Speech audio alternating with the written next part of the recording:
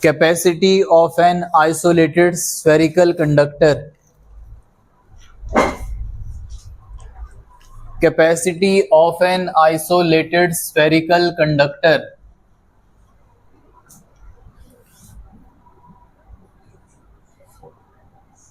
Capacity of an isolated spherical conductor. Right. अगर हमारे पास एक स्फेरिकल कंडक्टर है और उसके हमें पता लगाने की कैपेसिटी कितनी होगी, तो उसकी डेरिवेशन है, छोटी सी डेरिवेशन ऑनलाइन क्लास ध्यान देंगे. So we have to consider a sphere. इस पे हमने चार्ज प्रोवाइड किया, सरफेस पे प्लस चार्ज सारे में. राइट. ठीक है, चार्ज सरफेस पे ही रहता है. तो मान लेते हैं कि जिसकी वजह से ये सारे के सारे फील्ड जनरेट होगी वो क्यू चार्ज है जो है ओ पर, और ये डिस्टेंस कितना है आर, और पी पॉइंट पे हमको पोटेंशियल निकालना है. What is the formula of electrostatic potential? Chapter 2 का पहला formula V is equal to, बोलो क्यू, अरे बोलना, V is equal to, what is the expression for electrostatic potential due to a point charge? Online class, anyone? Oh, electrostatic potential KQ upon R. तो हम क्या लिखेंगे? Electric board is visible from there. Ansh, electric potential at P due to plus Q या फिर Q. क्या formula बोला तुमने? V is equal to 1/4πε0. Charge कितना है? Q, और डिस्टेंस कितना है? R. लेकिन सर हमें तो कैपेसिटेंस निकालना है. जाओ, कल जो लास्ट फॉर्मूला किया था, फॉर्मूला क्या था? Q is equal to CV. चलो बताओ, अगर Q is equal to CV तो C इज इक्वल टू, कल के नोट्स बनाए थे? कल तुमने ऑनलाइन क्लास लगाई थी, तुम बिना नोट्स बनाए बैठी हुई थी क्लास में, है? निकालो. अच्छा, फेर हो जाने चाहिए. बोलो कोई फॉर्मूला बताओ जो कल लास्ट लिखा था ऋषि. क्या था? Q इज इक्वल टू, तो C is equal to Q by V. तो हमें निकालना है कैपेसिटेंस. हम क्या लिखेंगे? Capacitance of spherical conductor quite becomes, बोलो क्या बोला? C is equal to Q by V. V की वैल्यू पुट करके बताओ क्या लिखें प्रदीप? 1/4πε0 Q upon R. क्या कैंसिल हो रहा है आर्यन? श्रेयांश, Q से Q कैंसिल. तो फाइनल एक्सप्रेशन क्या बचा भव्य?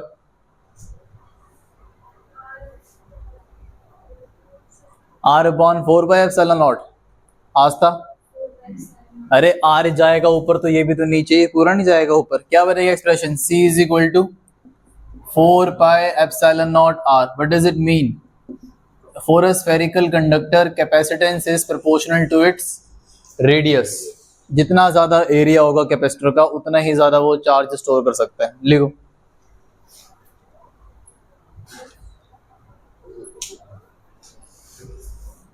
अब हमें ये पता लग गया कि अगर एक स्फीयर है तो उसकी कैपेसिटी का एक्सप्रेशन क्या है. हमारी अर्थ की शेप क्या होती है?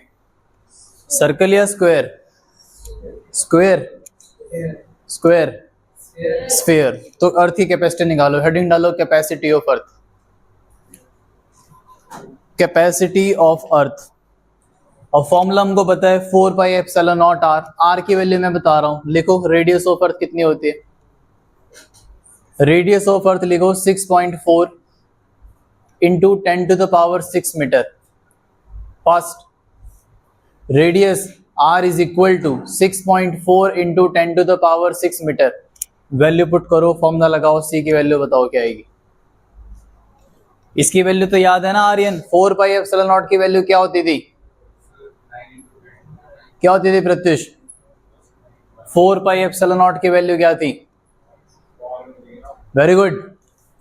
अरे भाई क्या हमें इसकी वैल्यू पता थी 4π की, या इसकी वैल्यू पता थी हमको? हमको वैल्यू पता थी 1/4πε0, इस पूरे की वैल्यू ये होती है, तो इसकी वैल्यू क्या होगी बोलो। अगर ये ऊपर चलेगा तो क्या यूज करेंगे 4πε माइनस आवास। रेसिप्रोकल, ये मेडिकल वाले 200 चेड़ियों से आगे बढ़ेगी ही नहीं। अरे रेसिप्रोकल हो जाएगा, डू इट। 4πε0 की जगह आ जाएगा 9 10⁹ रेसिप्रोकल में रेडियस कितनी बताई 6.4 10⁶। जल्दी सबका आंसर निकलना चाहिए, पता लगेगा तुम्हारी मल्टीप्लिकेशन कैसी है। फास्ट 2 डेसिमल प्लेस तक करेंगे, डिजिट के बाद कम से कम 2 नंबर तक। 0.71 इंटू 10⁻, जोर से बोल ले भाई, -3।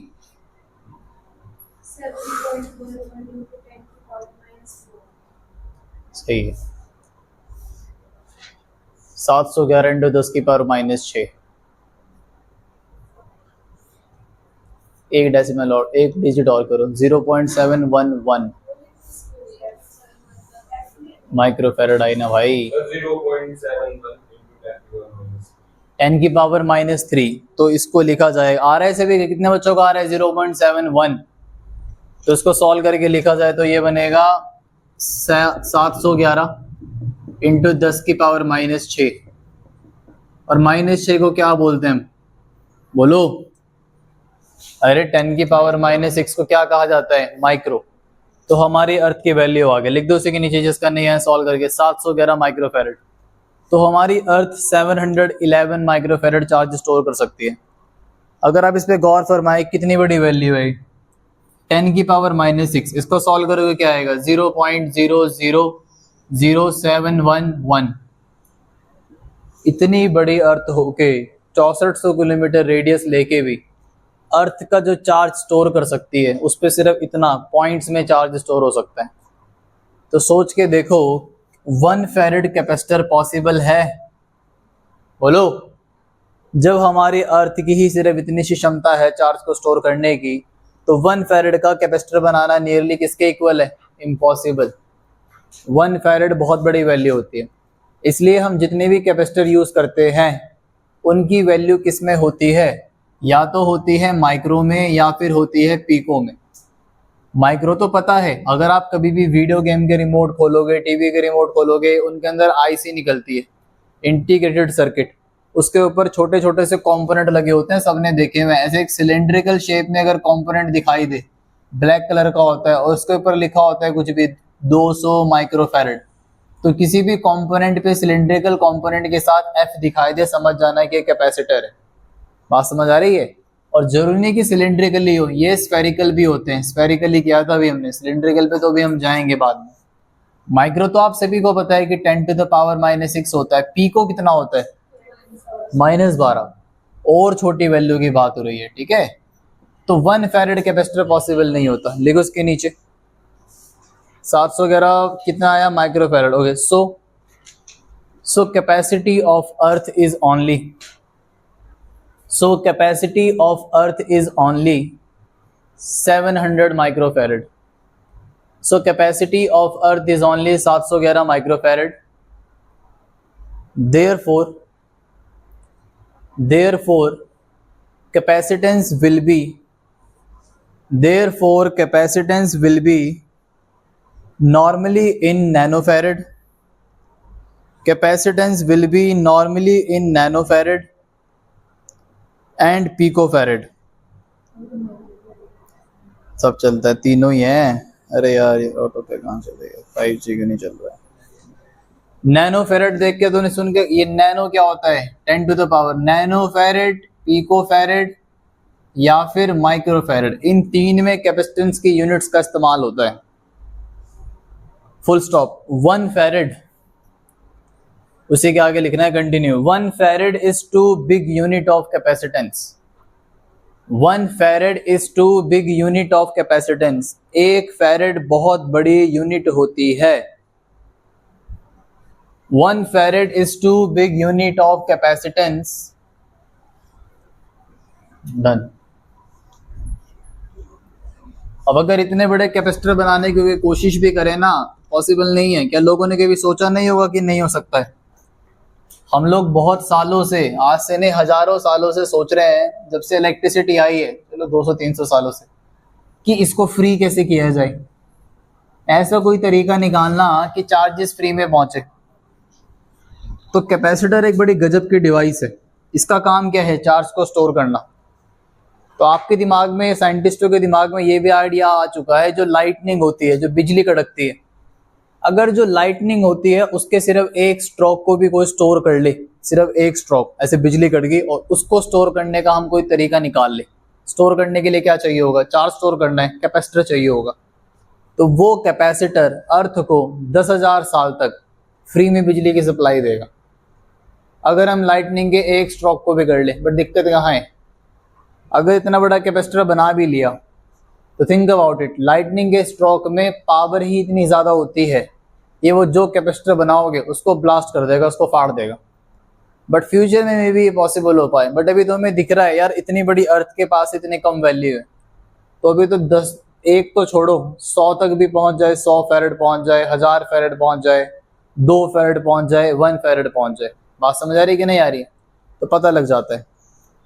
अब इसके बाद एक इंपॉर्टेंट डेरिवेशन, जो पंखे में कैपेसिटर लगा होता है, पैरेलल प्लेट कैपेसिटर, उसका कैपेसिटेंस निकालना है। हेडिंग डालो, parallel plate capacitor. Parallel plate capacitor. अब डायग्राम, हालांकि हमने कल आपको प्रिंसिपल समझाते हुए बताया था। If we take one plate of area A, ठीक है, और अगर आप उसको इंसुलेट रखते हैं और फिर आप उसके साथ एक और प्लेट लगाते हैं, तो क्या होगा? अगर इसके पास पॉजिटिव है तो यहाँ पे सारा क्या बन जाएगा, और जितना भी दूसरी तरफ पॉजिटिव बनेगा उसको हम कहाँ भेज देंगे?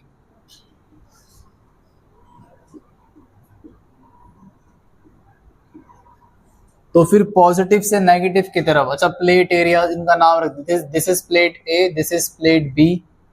अच्छा, बट ए बी से फिर दिक्कत आएगी, एरिया भी तो दिखाना है। This is plate 1, this is plate 2 and plate area is A.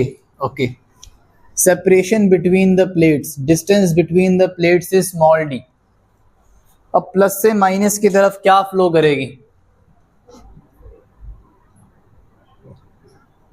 Electric field flow करेगी। This electric field is given by E not. जाओ जरा चैप्टर 1 के लास्ट एक्सप्रेशन में जल्दी, नोट्स इसके पास है। चैप्टर 1 के लास्ट नोट्स में जाओ जल्दी फटाफट से। और हमने चार्ज शीट का एक स्पेशल केस किया था कि एक प्लेट पे पॉजिटिव और एक प्लेट पे नेगेटिव। इसके पास अभी नोट्स में ना हुई ना डेरिवेशन चैप्टर 1 के, यहाँ से बाहर निकालूंगा चैप्टर में से फटाफट। चैप्टर 1 के लास्ट नोट्स निकालो, शीट वाले का स्पेशल केस। तो मुझे बताओ, हमने अगर लास्ट केस में ऐसा कुछ था, फर्स्ट रीजन में 0 बन गई थी, थर्ड रीजन में 0 बन गई थी, सेंटर में कितनी थी? Sigma upon 2 epsilon not plus sigma upon 2 epsilon not, 2 sigma upon 2 epsilon not, काट पीट के बचा रहा सिग्मा अपॉन एप्सिलॉन नॉट। किस किस को मिल गए? इनके पास है नोट्स।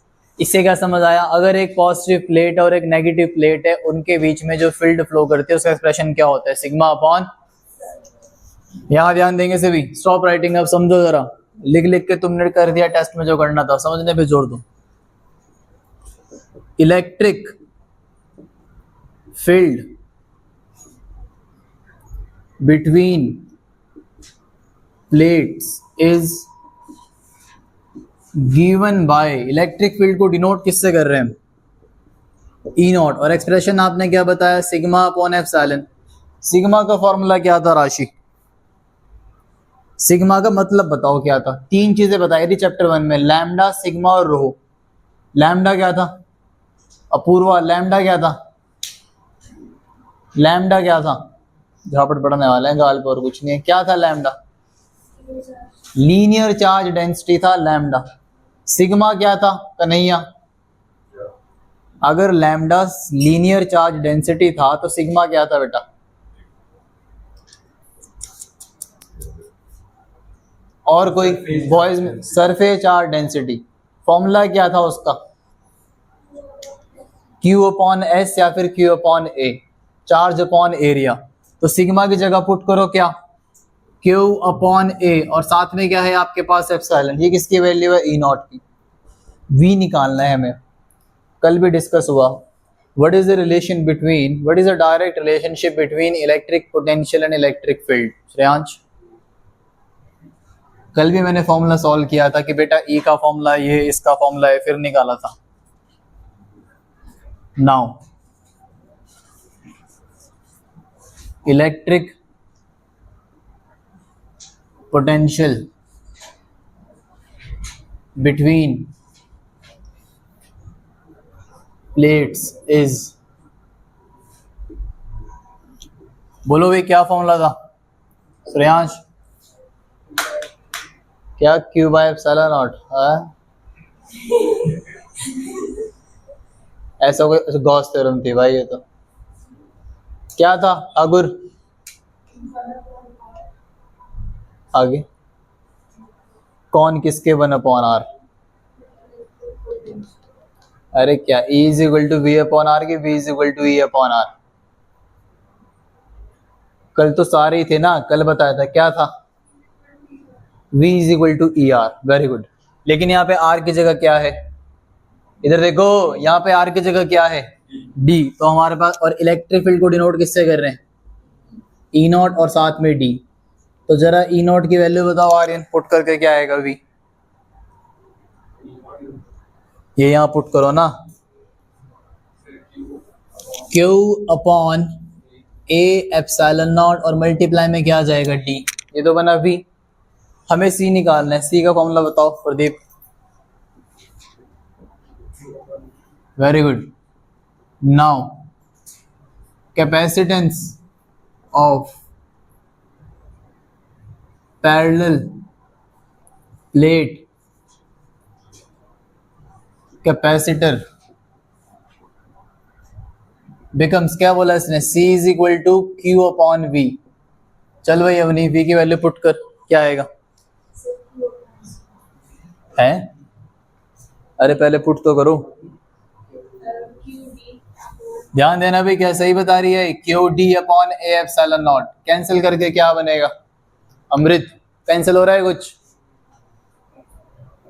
Q से Q कैंसिल, क्या बचा, A epsilon not upon D। क्या समझ आया, capacitance is directly proportional to area of plate and capacitance is inversely proportional to distance between the plate. चलो एरिया तो समझ आता है, जितना ज्यादा प्लेट का एरिया होगा उतना ज्यादा चार्ज स्टोर होगा, इसका मतलब क्या है प्रत्युष, डी का, हाँ, अगर प्लेटों को बहुत दूर दूर रख दिया, अगर डिस्टेंस बहुत ज्यादा हुआ तो चार्ज कम स्टोर कर पाएंगे, और अगर बिल्कुल पास रख दिया तो चार्ज ज्यादा स्टोर हो पाएगा। अगर आपने डी को कम कर दिया तो कैपेसिटेंस क्या हो जाएगा, ज्यादा। अरे तभी तो इतना छोटा सा होता है कैपेसिटर, तो थिंक अबाउट इट कि दो प्लेट्स को कितनी पास चिपका के रखा होता होगा। बात समझ आ रही है, ऑनलाइन क्लास का समझ आ रहा है भाई, लिखो ऑनलाइन क्लास डन, ओके डालो heading, most important derivation of this chapter for the 3 marks. चुप हो जाओ, अब जो हम डेरिवेशन करेंगे वो इस चैप्टर की सबसे इंपॉर्टेंट डेरिवेशन है 3 मार्क्स के लिए, ठीक है। डालो heading, capacitance of parallel plate capacitor, capacitance of parallel plate capacitor with dielectric slab, capacitance of parallel plate capacitor with dielectric slab. अगर हम कैपेसिटर की प्लेट के बीच में डाइलेक्ट्रिक स्लैब को रखते हैं, जो हमने कल समझा था, तो क्या फर्क पड़ेगा उन पे,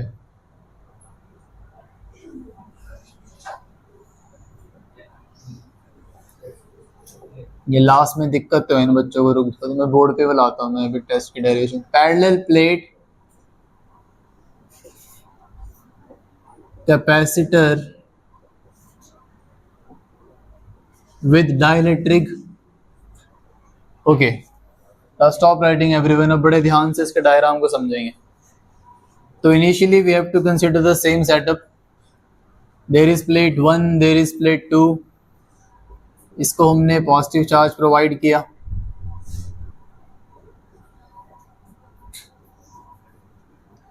यहां पर कौन सा आया था, नेगेटिव।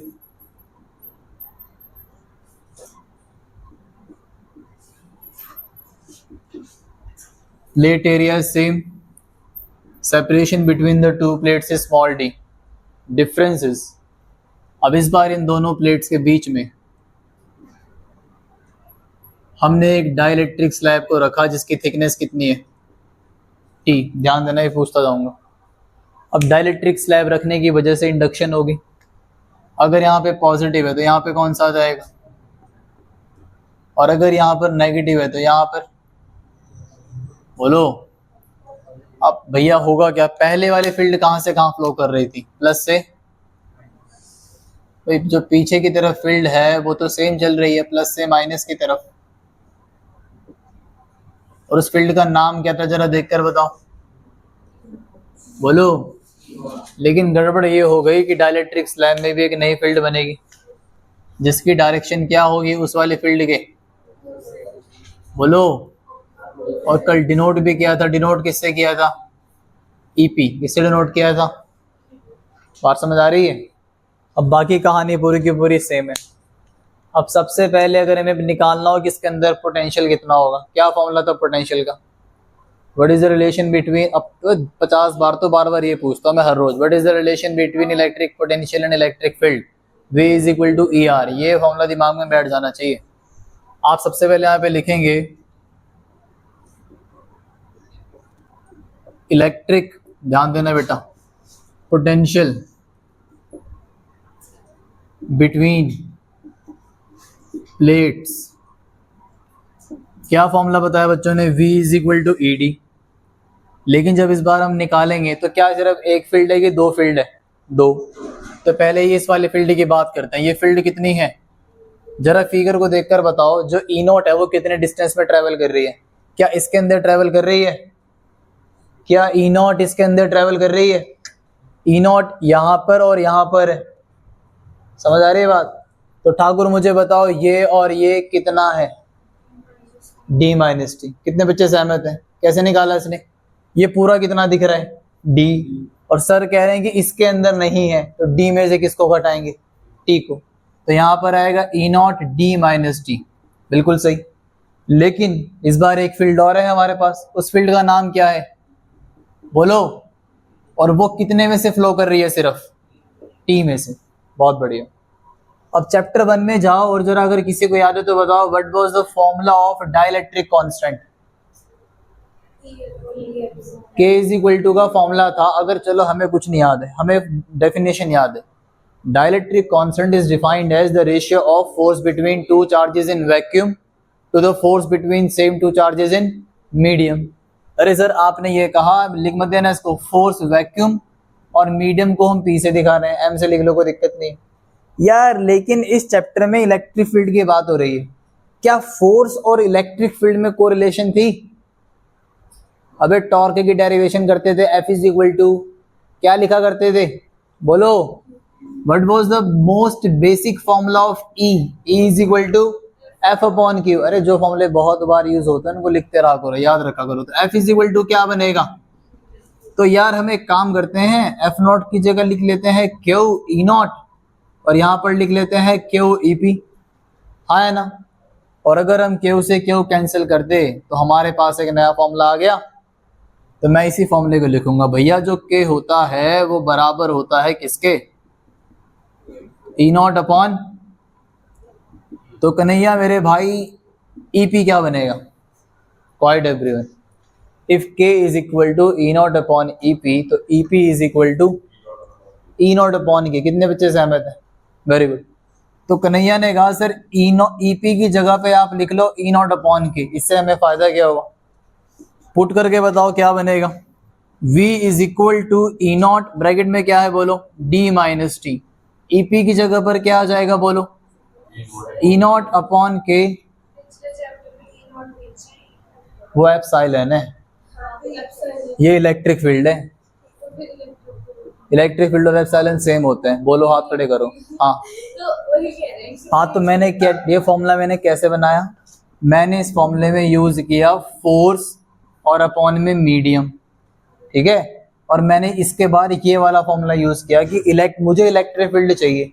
अगर एप्सिलॉन लाना है मैं इस फॉर्मूले को यूज करता था, तब यूज करते थे 1/4 pi epsilon not Q1 Q2 upon R square 1। अरे तो इसका क्या करूं मैं, ये तो एप्सिलॉन, क्या कंफ्यूज कर रहे हो, ई और एप्सिलॉन में फर्क होता है भाई, बात समझ आ रही है सब? कोई कंफ्यूजन घर जाके मत बोल देना कि पता नहीं कहां से लिख के आ गए फॉर्मूला एप्सिलॉन वाला। अरे एप्सिलॉन अलग है, मैंने फोर्स के फॉर्मूले से इलेक्ट्रिक फील्ड का फॉर्मूला बनाया। अभी तो एक और फॉर्मूला बनेगा यहाँ पे, डाइलेक्ट्रिक कांस्टेंट का फॉर्मूला। पहले 2 चैप्टर में 3 फॉर्मूले हैं इसके, फोर्स की टर्म्स में, कैपेसिटेंस की टर्म्स में और इलेक्ट्रिक फील्ड के टर्म्स में। कोई दिक्कत यहाँ तक?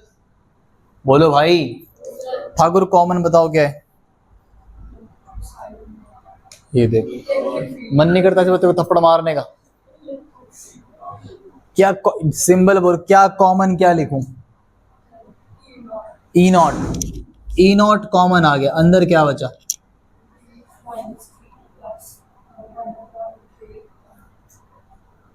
ये बचा d minus T plus T upon के। हाँ भाई सही बात है यहाँ तक, वेरी गुड। ई नॉट की वैल्यू बताओ लास्ट डेरिवेशन में क्या लिखी थी? अभी जो पैरेलल प्लेट वाली फिर लिखा था ना, electric field is given bye, क्या एक्सप्रेशन था? उसको सॉल्व करके क्या आया था? Q upon A epsilon. तो इसको पुट करके V की वैल्यू क्या बनेगी अवनी? V की वैल्यू क्या बनेगी? मिस कॉल अवनी, तन्वी बोल रही, अवनी बोल रही? अच्छा बोलो बोलो, ये बताओ। Q A upon epsilon not. दोबारा बोलो। ये ई नॉट है या एप्सिलॉन नॉट है? A epsilon not. आगे बोलो ब्रैकेट में क्या है? d minus T plus T upon के। ओके, लेकिन v तो हमें निकालना ही नहीं था कन्हैया। c का फॉर्मूला क्या था? वेरी गुड, ये है लड़का, इतने दिनों बार आता है लेकिन बैलेंस कर लेता है। यही बार वो संडे को तुम देखना, टेस्ट होने दो, अगर 15 से नीचे ला दे तुम देखना उसको। मैं जानता हूं इस बंदे को, ठीक है, झापड़ दिख रहा है ना, मुझे पता है इसका, तुम देखना। ये होता है टैलेंट, चाहे 10 दिन बाद भी आओ लेकिन सारा सिलेबस रिवाइज करके। आज पूछ लो उससे 11वीं का, आज 11वीं में केमिस्ट्री, मैथ्स और तीसरा सब्जेक्ट का नाम क्या था? देखो बेसिक्स देखो उसके।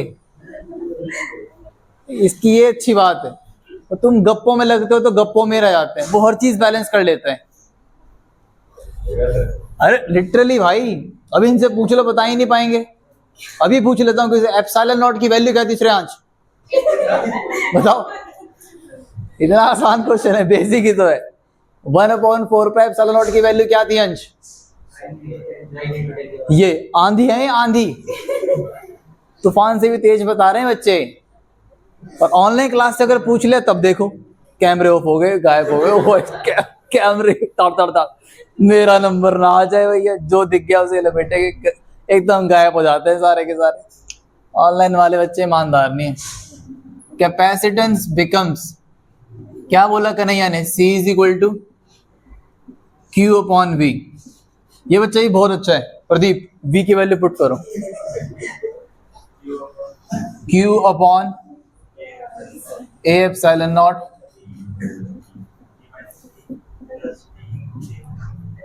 कैंसिल क्या हो रहा है भव्य? क्या कैंसिल हो रहा है? बहुत कम बच्चे बता पाते हैं, हर कोई नहीं बता पा आज तक। कई बच्चे बोल देते हैं क्यों कैंसिल हो रहा है। क्या कैंसिल हो रहा है? चार्ज, ठीक है, इससे पता लगता है, पता है उसको क्यों का मतलब क्या है। Very good. अब चल इसको सॉल्व करके बता दे क्या आएगा ठाकुर, सिंप्लीफाई करके। ये बता दे फिर तो मानना पड़ेगा।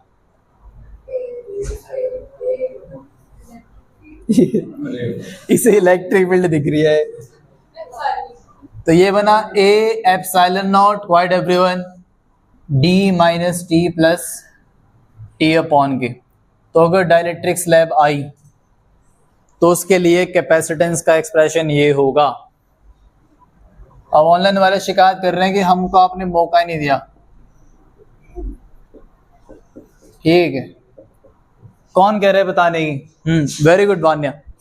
अब मुझे बताओ, स्पेशल केस बड़ा बेसिक है। अगर मेरी बात सुनना सारे जो यहाँ बैठे हुए, स्पेशल केस बहुत इंपॉर्टेंट है। अगर ये डाइलेक्ट्रिक स्लैब सारा का सारा स्पेस ऑक्यूपाई कर लेती है, ये प्रत्युष, अगर ये डाइलेक्ट्रिक स्लैब ये सारा का सारा स्पेस ऑक्यूपाई कर लेती है, तो राशि क्या रिलेशन दिख रही है तुम्हें? अगर ये सारे में आ जाए तो टी और डी में क्या रिलेशन दिख रही है? T equal to D. तो मैं तुमसे पूछ रहा हूं वान्या, अगर T is equal to D आ जाए बेटा, तो तुम मेरे को बता सी का एक्सप्रेशन क्या आएगा? चुप रहना सभी। T is equal to D put करने के बाद ये एक्सप्रेशन क्या बचेगा? ना दिमाग में कर लो, चुप रहना, बोलो। इसने बोला ए एप्सिलॉन नॉट, यहाँ पे तो सर आप डी रखो, लेकिन टी की जगह पे भी क्या आ जाएगा? डी। और यहाँ पर भी क्या आ जाएगा? D upon K. डी से डी क्या हो जाएगा? कैंसिल। आपके पास आया C is equal to A epsilon not, K कहाँ जाएगा? ऊपर। और अपॉन, हाँ है ना? अरे भाई ये डी अपॉन के बचेगा ना। इतना मैथ सबको आता है कि नहीं? ये एक स्टेप और लिखूं हो जाए। यार ये फॉर्मूला देखा देखा से लग रहा है। लास्ट वाली डेरिवेशन का रिजल्ट बताओ क्या था? बोलो। ए एफ, हाँ, अगर खाली पैरेलल प्लेट होता है तो उसको किससे दिखाते हैं? ए एप्सिलॉन नॉट अपॉन डी। तो ये तो हम पता कर चुके हैं, तो इसको लिख सकते हैं के, और इसका नाम रख लेते हैं सी नॉट। ये पहले वाला है। तो इससे क्या समझ आया? डाइलेक्ट्रिक स्लैब रखने से जो कैपेसिटेंस होता है वो कितने टाइम्स इंक्रीज होता है? के टाइम्स। और क्या किसी को यहां से डाइलेक्ट्रिक कांस्टेंट का एक नया फॉर्मूला दिखा? के इज इक्वल टू, तो कितने फॉर्मूले हो गए? 3। पहला फॉर्मूला क्या था? K is equal to F not upon F M, medium के लिए। दूसरा इलेक्ट्रिक फील्ड के लिए E not upon E M. और एक और बन गया सी अपॉन सी नॉट। सी कौन से वाला है? मीडियम। और सी नॉट कौन से वाला है? वैक्यूम। 3 मार्क्स के इस चैप्टर के सबसे इंपॉर्टेंट डेरिवेशन। डायग्राम ठीक से बनाना, फिर स्टार्ट करो डेरिवेशन। लिखिए। अब कई बार यही पूरी की पूरी डेरिवेशन क्वाइट 5 मार्क्स में आती है। 3 नंबर में डेरिवेशन और 2 नंबर में इसके साथ एक क्वेश्चन और आता है। लिखो।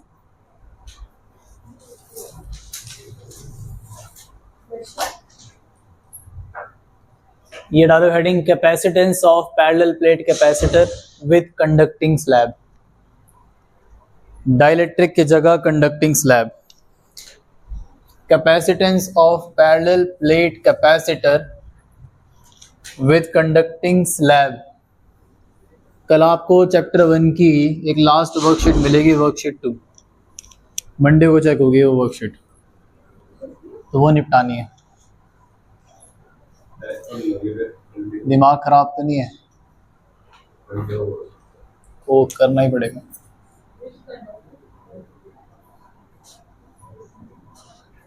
With conducting slab. और stop writing everyone, online class stop writing. यहाँ पे जानते से भी ये डाइलेक्ट्रिक के लिए एक्सप्रेशन हमको पहले से पता लग गया। हम यहाँ पे लिखेंगे वी नो। समझ तक नहीं आएगा इसमें।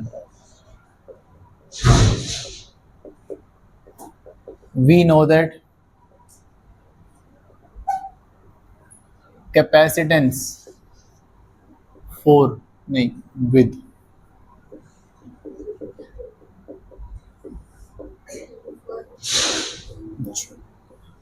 Capacitance with dielectric slab is given by, expression याद हो जाना चाहिए। क्या एक्सप्रेशन है? A epsilon not upon D minus T plus T upon K. Now for conducting slab, what is the value of electric field inside a conductor? 0। और अगर electric field 0 है तो के कितना बनेगा? आज ही हमने किया, के का फॉर्मूला क्या था? ई नॉट अपॉन ई, मीडियम में। अगर हम डाइलेक्ट्रिक स्लैब की बात कर रहे हैं, कितनी बोली? 0, समथिंग अपॉन 0। तो हम लिखते हैं कंडक्टिंग स्लैब के लिए के की वैल्यू क्या होती है? इन्फिनिटी।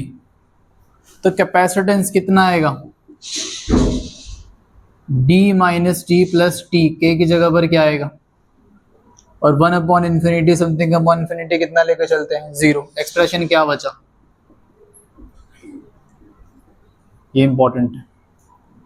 तो C is equal to A epsilon, ये बहुत कम बच्चों को आता है एक्सप्रेशन, हो सकता है स्कूल में तुम्हें कराएंगे भी नहीं, लेकिन ये 2025 में आ रखा है तो इसलिए इंपॉर्टेंट है, लास्ट टाइम कराया था तो याद है।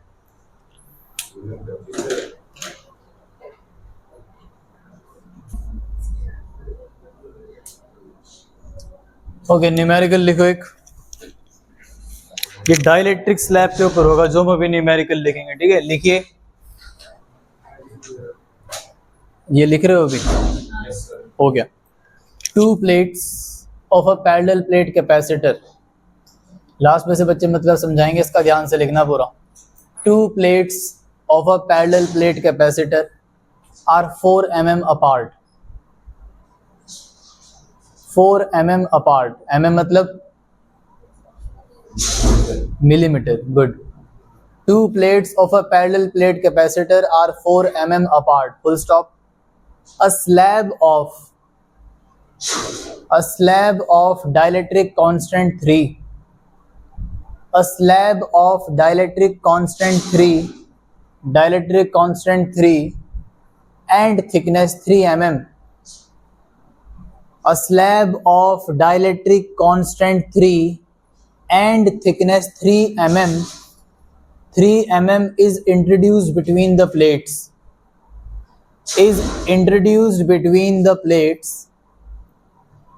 with its faces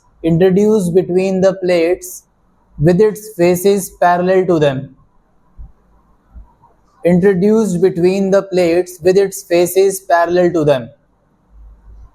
full stop. The distance between the plates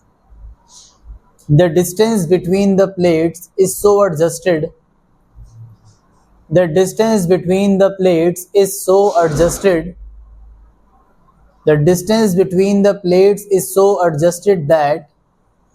the capacitance of the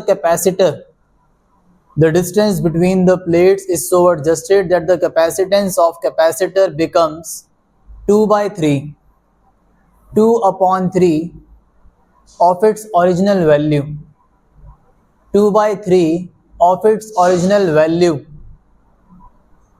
What is the new distance between the plates? What is the new distance between the plates? I'm repeating the whole question. The 2 plates of a parallel plate capacitor are 4 mm apart. A slab of dielectric constant 3 and thickness 3 mm is introduced between the plates with its faces parallel to them. The distance between the plates is so adjusted that the capacitance of capacitor become 2/3 of its original value. What is the new distance between the plates? Given बताओ, last में से given क्या है Shreyansh? The 2 plates of parallel plate capacitor are 4 mm apart. क्या given है? 2 plate के बीच का distance denote किससे करते हैं? D, लिखते जाओ सारे। D is equal to 4 mm. बाद में बताऊंगा values fast. D is equal to 4 mm. What is mm? अरे वैल्यू 10 की पावर -3, तो इक्वल लगा के लिखो 4 इंटू 10 की पावर -3 मीटर, स्मॉल d आ गया। ठाकुर, अ स्लैब ऑफ डाइलेक्ट्रिक कांस्टेंट 3 क्या गिवन है? K is equal to 3 and thickness 3 mm, वेदई क्या गिवन है? T, थिकनेस गिवन है T, small t is equal to 3 mm, फिर से 3 mm कितना हुआ? अब आगे है distance between the plate is so adjusted that capacitance of capacitor become 2/3 of original. कोई बताएगा क्या मतलब है इस बात का? तन्वी,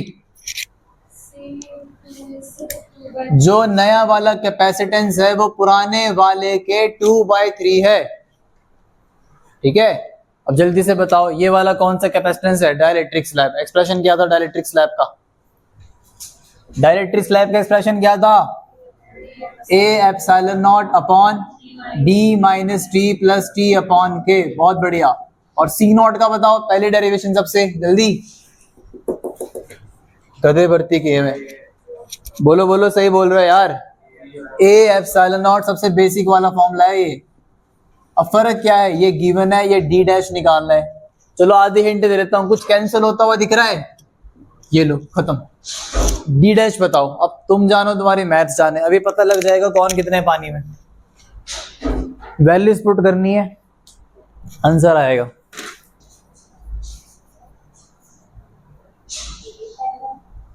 कितना आया 8 mm is the right answer. Very good Vanya. Answer आएगा 8 इंटू 10 की पावर -3। और किसी का आ जाए तो बता देना।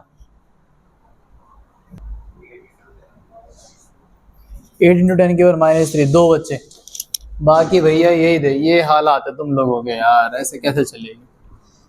कितना था 3 10 की पावर -3 प्लस 3 10 की पावर -3 3 2/3 डी था 4 10 की पावर -3 3 से 3 कैंसिल हो गया 1/d डैश। ये बनेगा 3 में से गया -2 इंटू 10 की पावर -3 और यहाँ ये कट गया तो ये बचा 6 इंटू 10 की पावर -3।